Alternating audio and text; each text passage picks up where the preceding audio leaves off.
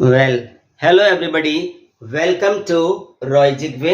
रॉयजिक way के YouTube channel पर आप सभी लोगों का स्वागत है, अभिनंदन है dear and lovely students and viewers. Well आज का ये वीडियो संबंधित है इंग्लिश लैंग्वेज से, और इंग्लिश लैंग्वेज या कहिए इंग्लिश ग्रामर के तहत आज हम इस वीडियो में चर्चा कर रहे हैं आपके लिए about kinds of sentences. Kinds of sentences means कि सेंटेंस के कितने प्रकार होते हैं, वाक्य कितने प्रकार के होते हैं। सेंटेंसेस जिन्हें हम 6 ऑनवर्ड कहिए या कहिए 4th, 5th, 6th, 7th, 8th onward, इन क्लासेस में हमें सेंटेंसेस का स्टडी करना ही होता है, पढ़ना ही पड़ता है। ये बिल्कुल बेसिक है, फंडामेंटल है, शुरुआती है। इनको जाने, इनको समझे बिना हमारा फाउंडेशन, हमारा बेस, हमारा ग्राउंड बनता ही नहीं है।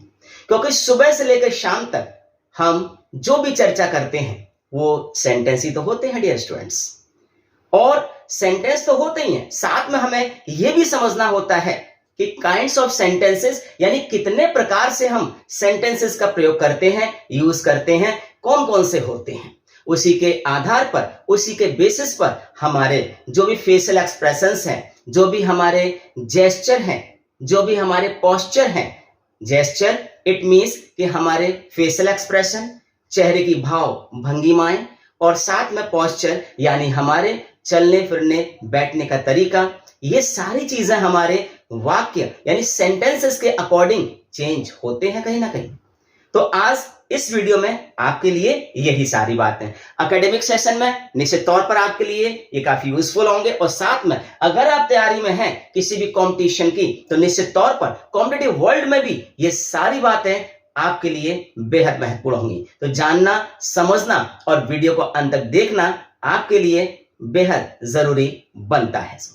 वेल, मैं हूं आपका अपना इंग्लिश ट्रेनर HM रॉय, और आप तक ये वीडियो पहुंच रहा है हेलो रॉयजिक वे के यूट्यूब चैनल वेलकम टू रॉयजिक वे। चलिए स्टार्ट करते हैं यूट्यूब चैनल। तो आज हम इसमें बात कर रहे हैं काइंड्स ऑफ सेंटेंसेस। हम बात कर रहे हैं काइंड्स ऑफ सेंटेंसेस का, यानी सेंटेंस कितने प्रकार के होते हैं, कितने काइंड्स के होते हैं, कितने प्रकार के होते हैं। तो अगर हम बेसिक तौर पर बात करें, मोटे तौर पर चर्चा करें, तो पहला काइंड हम जो इसमें ले सकते हैं वो पर्पस के आधार पर है। यानी पर्पस का मीन्स होता है उद्देश्य। तो आखिर उद्देश्य के आधार पर जो हमारे सेंटेंसेस हैं वो कितने काइंड्स के हैं, कितने प्रकार के हैं। और अगर दूसरा हम चर्चा करें इसमें, तो वो है on the basis of structure, है ना, यानी रचना के आधार पर, संरचना के आधार पर, ढांचे के आधार पर, बनावट के आधार पर, रूप के आधार पर अगर हम बात करें तो सेंटेंसेस कितने प्रकार के होते हैं ये हम सीखेंगे यहां पर। तो यहां अगर हम देख लेते हैं on the basis of purpose हम बात कर रहे हैं, तो पहला काइंड जो इसमें हो जाता है वो होगा assertive sentences dear student. Assertive sentences आप इनको कह सकते हैं, या इनको आप कह सकते हैं DECLARATIVE, डिक्लेरेटिव सेंटेंसेस। दूसरे हम बात करेंगे इसमें तो वो हो जाते हैं INTERROGATIVE,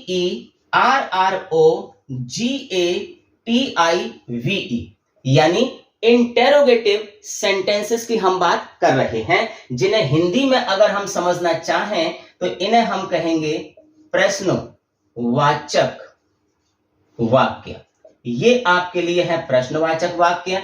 और अगर हम असर्टिव सेंटेंसेस की बात करें तो असर्टिव सेंटेंसेस को हम बोलते हैं कथनात्मक वाक्य। यानी कथनात्मक वाक्य हम कह रहे हैं हिंदी में, तो आखिर इनमें किन बातों के बारे में हमें जानकारी रखनी पड़ती है डियर स्टूडेंट्स, तो वो है कि जब हम बात करेंगे असर्टिव सेंटेंसेस का, तो इसके तहत कोई ना कोई हम बात करेंगे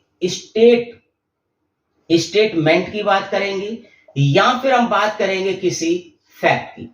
कोई ना कोई इसमें कथन होगा या कोई तथ्य होगा, कोई बेसफुल बात होगी, उस स्टेटमेंट या फैक्ट तथ्य की बात हम इसमें करते हैं। तो डिक्लेरेटिव कहिए या असर्टिव कहिएगा, एक ही बात है। अब ये इनको समझने के लिए एक और पॉइंट लेना जरूरी है कि जो डिक्लेरेटिव या असर्टिव सेंटेंस होते हैं इनको भी आप दो तरह से समझ सकते हैं।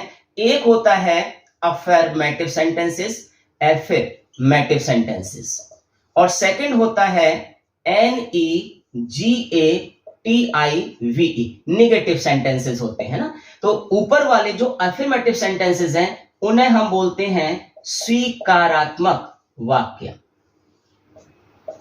क्या कहेंगे इनको हम? स्वीकारात्मक वाक्य, यानी इनमें किसी ना किसी बात को हम स्वीकार करते हैं, एक्सेप्ट करते हैं, है ना, समझते हैं, स्वीकार करते हैं, एक्सेप्ट कर लेते हैं।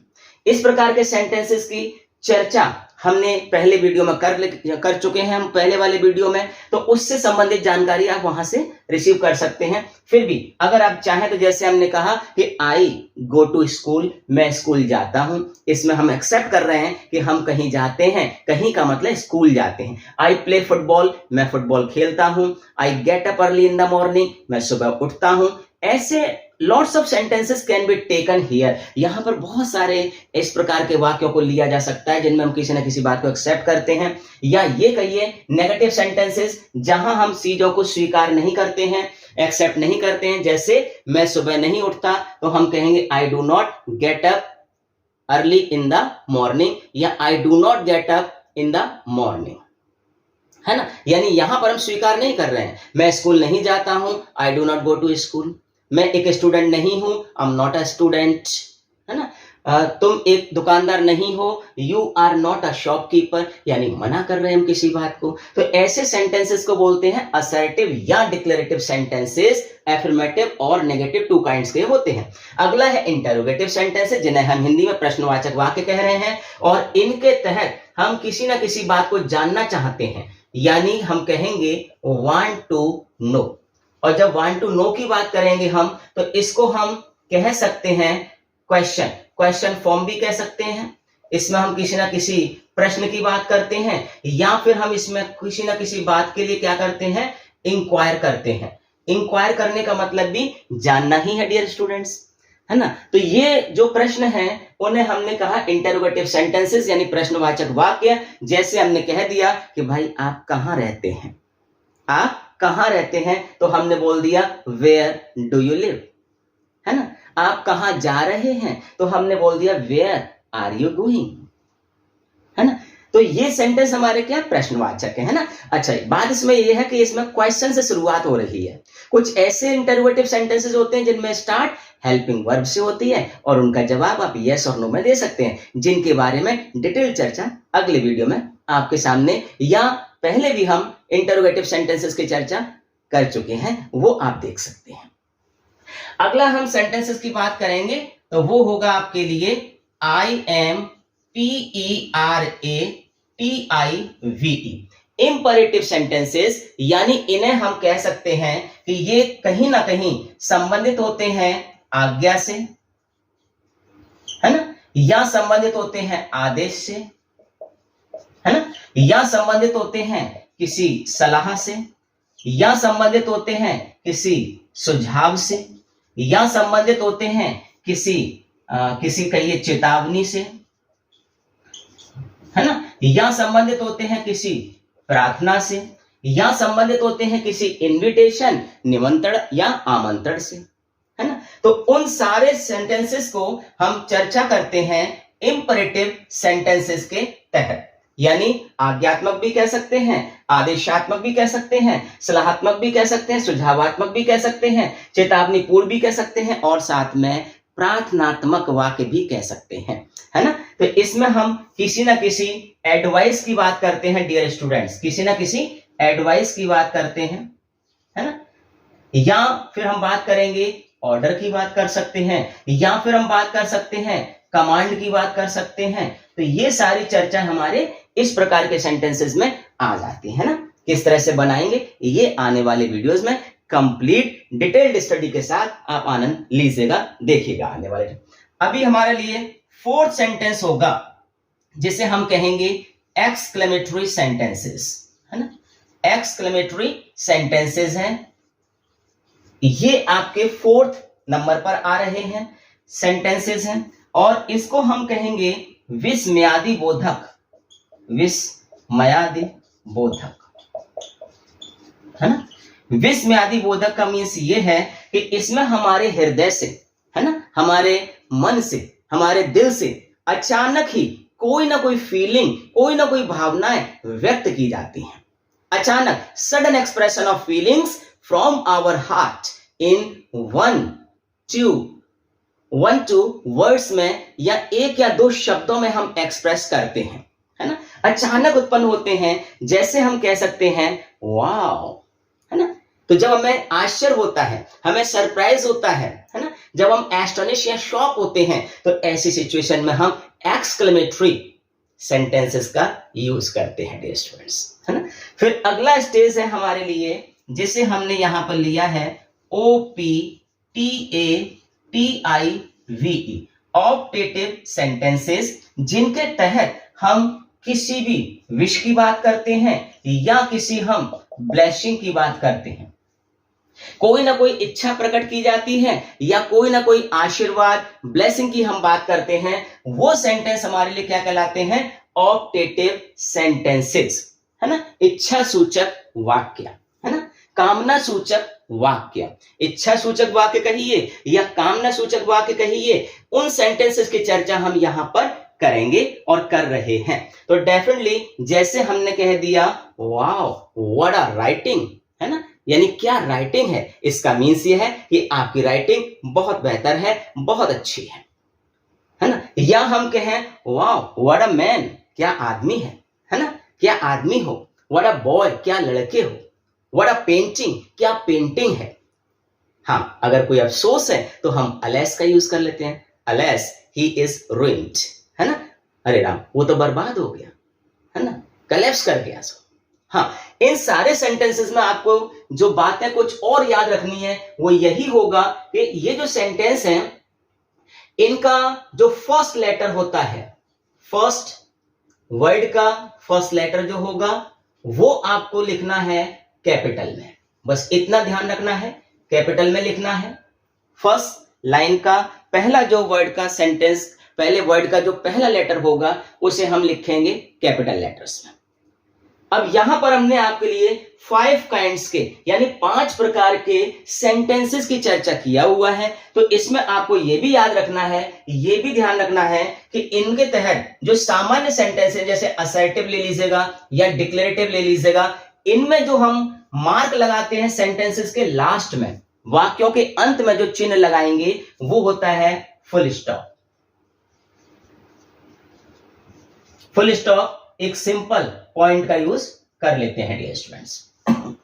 और जो हमारे पास इंटेरोगेटिव सेंटेंसेस हैं, उन इंटेरोगेटिव सेंटेंसेस के लास्ट में हम इंटेरोगेटिव मार्क कहिए या मार्क ऑफ इंटेरोगेशन कहिए या प्रश्नवाचक चिन्ह कहिएगा, है ना, या क्वेश्चन मार्क कहिएगा, उसका यूज करते हैं जिनमें हम किसी बात को जानना चाहते हैं, हम इंक्वायरी करते हैं कि भाई ऐसा क्यों है। क्लियर है? हाँ। और अगला है हमारे लिए इंपरेटिव सेंटेंसेस। तो इंपरेटिव सेंटेंसेस में जैसे हमने कहा कि कम हियर, यहां आइए, गो देयर, वहां जाइए, बैठ जाइए, सिट डाउन, खड़े हो जाइए, स्टैंड अप, है ना, मेरी बात ध्यान से सुनिए, लिसन टू मी केयरफुली। तो इस प्रकार के जो सेंटेंसेस होते हैं उनमें हम चर्चा करते हैं इंपरेटिव सेंटेंसेस में, इंपरेटिव सेंटेंसेस में चर्चा करते हैं। और लास्ट में इनके भी हम क्या यूज करेंगे? फुल स्टॉप का यूज करते हैं। एक्सक्लेमेटरी सेंटेंसेस हैं, ये विस्मयादि बोधक है, आशय सूचक है, तो निश्चित तौर पर इनके बाद में हम एक्सक्लेमेटरी मार्क का यूज करते हैं, है ना। और लास्ट में ऑप्टेटिव सेंटेंसेस हैं। ऑप्टेटिव सेंटेंसेस में हम या तो फुल स्टॉप या फिर एक्सक्लेमेटरी मार्क्स का यूज भी कर सकते हैं डियर और लवली स्टूडेंट्स, है ना।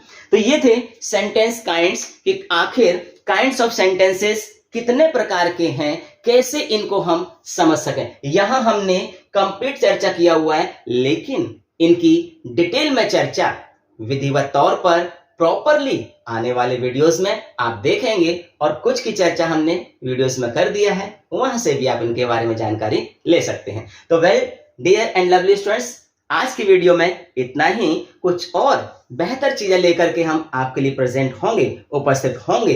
तब तक के लिए आप हमें दीजिएगा अनुमति और मिलते हैं कुछ अगले वीडियोस में।